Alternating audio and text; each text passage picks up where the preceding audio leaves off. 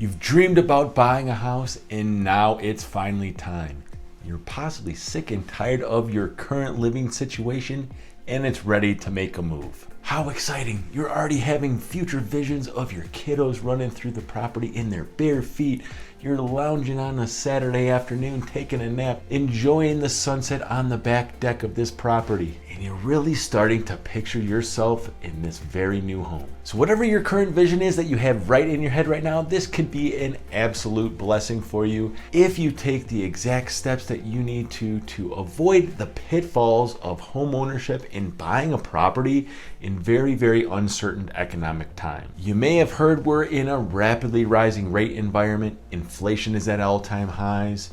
We're possibly heading to a massive recession here shortly. Government is having problems with the debt ceiling, so there's a lot of economic factors or outside forces that could be giving you a little bit of pause on taking this next step to get that dream home. Now, because the real estate market is always changing, it's never stagnant, something is new each and every single day, every week, we wanted to give you these tips to avoid when either buying a house for the first time or buying and selling a house, whatever your current situation is. If you haven't done it, a real estate transaction in a while, avoid these next steps. If you have never been to the channel before, when we do talk about budgeting, I like to reflect and talk about Dave Ramsey quite a bit because Dave Ramsey is very conservative when it comes to how he approaches leverage and debt, personal finance, etc.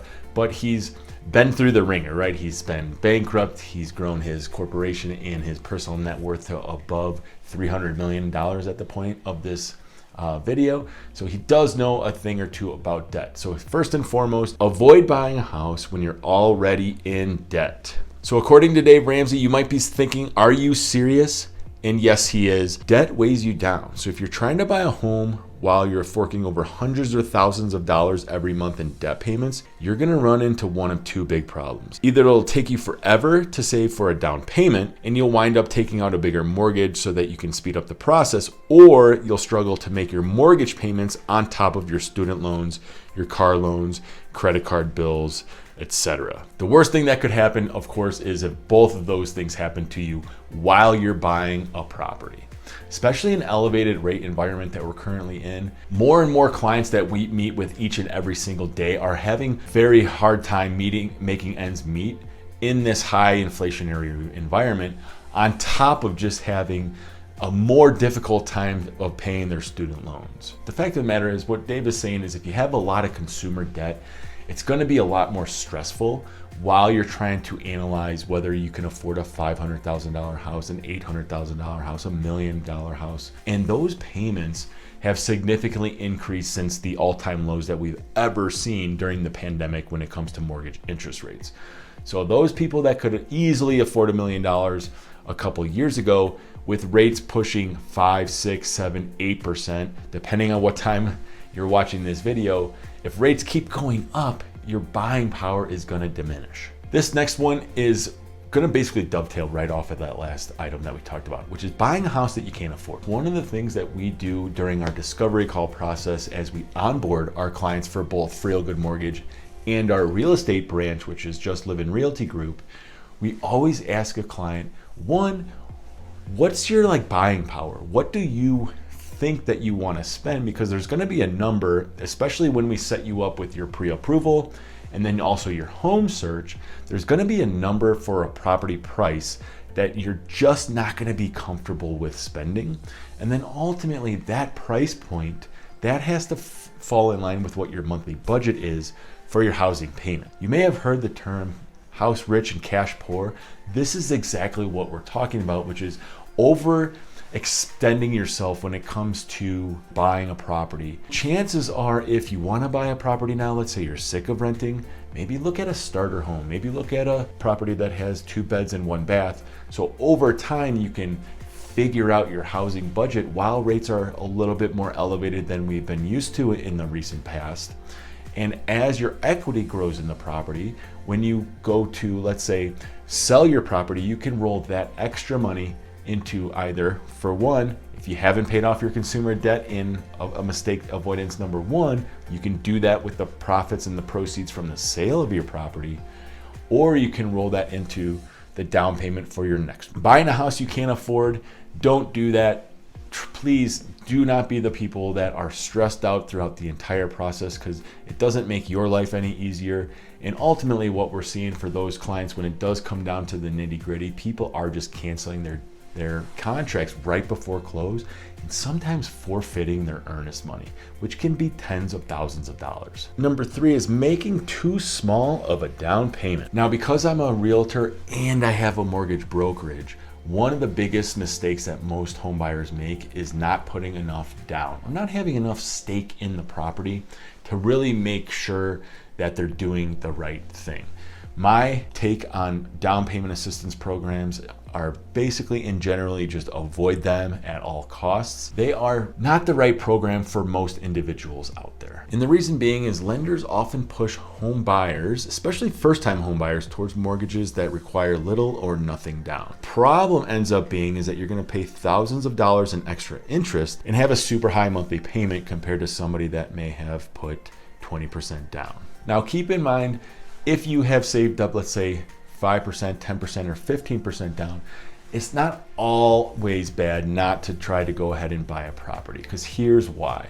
For one, the private mortgage insurance on a conventional loan will fall off over time once you get that 20% equity stake in the property. One of those things that Dave Ramsey misses quite a bit in his podcast and in his writing. So that is one thing to consider. It will go away at some point in time. So if you haven't hit 20% of your savings to go towards your down payment for the property, don't fear, again, that PMI would fall off on a conventional loan. If you have an FHA loan, we would be refinancing that at some point in time once you had either elevated credit scores or that equity in the property to get a conventional loan. This next one is choosing style over structure. Don't let minor cosmetic issues scare you away from a good house. That's a basic rookie home buying mistake. Your new home may not look exactly how you imagined it on signing or closing day, but that's okay. Focus on what really matters.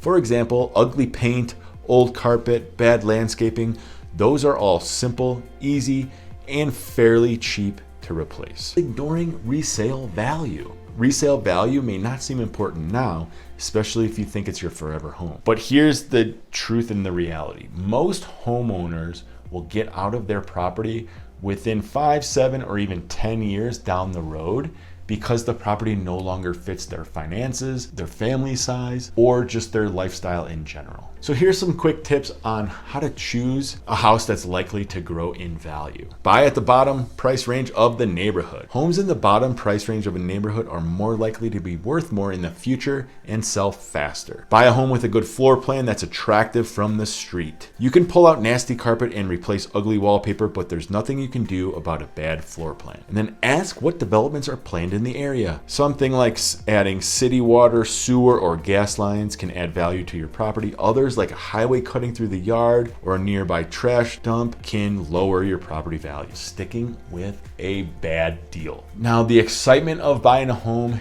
is exactly that. Sometimes you act like a horse with blinders on, right? So you can be laser focused on just the transaction at hand or the house at hand. But as we start to manufacture the property,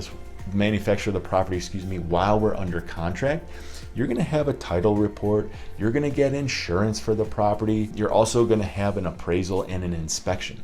So if there's negative items that show up on any of those third-party things that are required to transact a loan typically, or buy a property, trying to force something is no. If you do come up with big ticket items on your inspection, or the property just doesn't appraise for what it could be valued for based off of the contract, those are big red flags in my opinion to cancel the transaction and let's move you on to the next thing. Because here's one thing that most people don't realize is there's always going to be another property for sale, and there's always going to be another seller that wants to get you to buy their property. Don't be so laser focused on one unit in particular, and be mindful that sometimes during the due diligence phase, the property just doesn't check out or make the grade. Now, if you're ready to take the step for home ownership in the near future, we make it really simple. As mentioned, we have a 3-step process.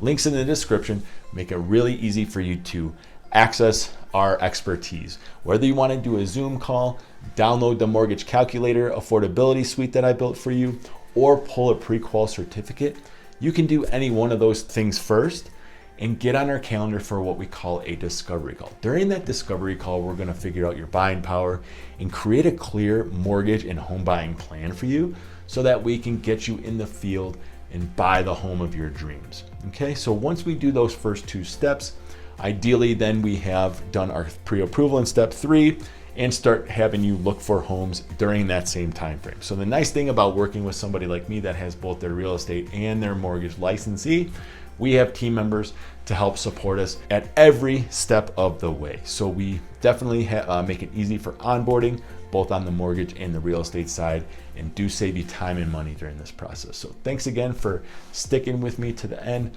Bob Friel says, stay sweet. Till next time, enjoy those sunny days.